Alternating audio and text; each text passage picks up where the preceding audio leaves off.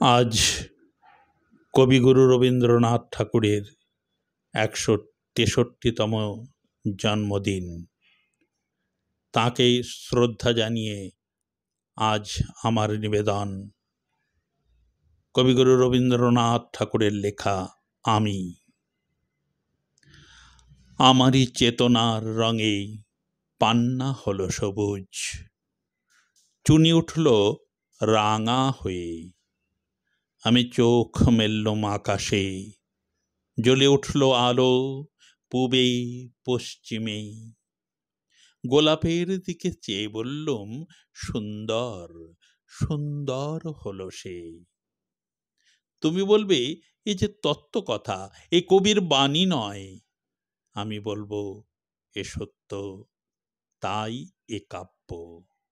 এ আমার অহংকার, অহংকার সমস্ত মানুষের হয়ে। মানুষের অহংকার পটেই বিশ্বকর্মার বিশ্বশিল্প। তত্ত্বজ্ঞানী জপ করছেন নিঃশ্বাসে প্রশ্বাসে, না না না। না পান্না, না চুনি, না আলো, না গোলাপ, না আমি, না তুমি। ওদিকে অসীম যিনি, তিনি স্বয়ং করেছেন সাধনা। মানুষের সীমানায় তাকেই বলে আমি। সেই আমির গহনেই আলো আঁধারের ঘটল সংগ্রাম। দেখা দিল রূপ, জেগে উঠল রস, না কখন ফুটে উঠে হলো হাঁ। মায়ার মন্ত্রে, রেখায় রঙে, সুখে দুঃখে। একে বলো না তত্ত্ব, আমার মন হয়েছে পুলকিত। বিশ্ব আমির রচনার আসরে, হাতে নিয়ে তুলি, পাত্রে নিয়ে রং। পণ্ডিত বলছেন, বুড়ো চন্দ্রটা নিষ্ঠুর, চতুর হাসি তার মৃত্যুদূতের মতো গুঁড়ি মেরে আসছে সে পৃথিবীর পাঁজরের কাছে।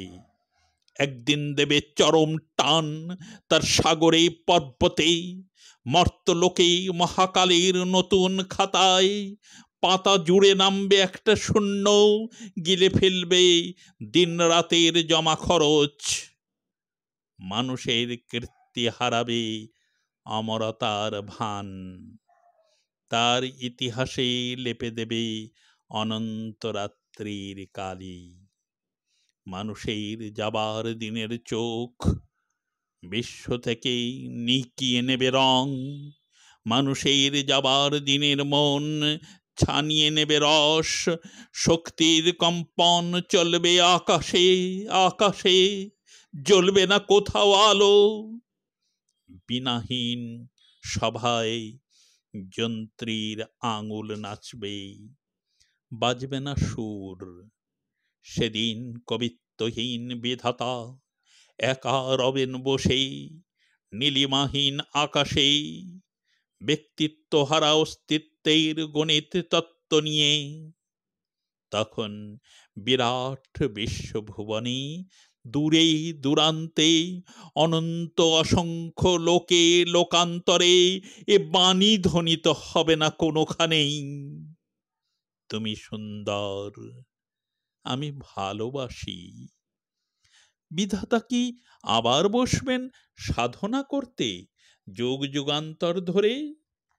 প্রলয় সন্ধ্যায় জপ করবেন, কথা কও কথা কও, বলবেন বলো তুমি সুন্দর, বলবেন বলো আমি ভালোবাসি।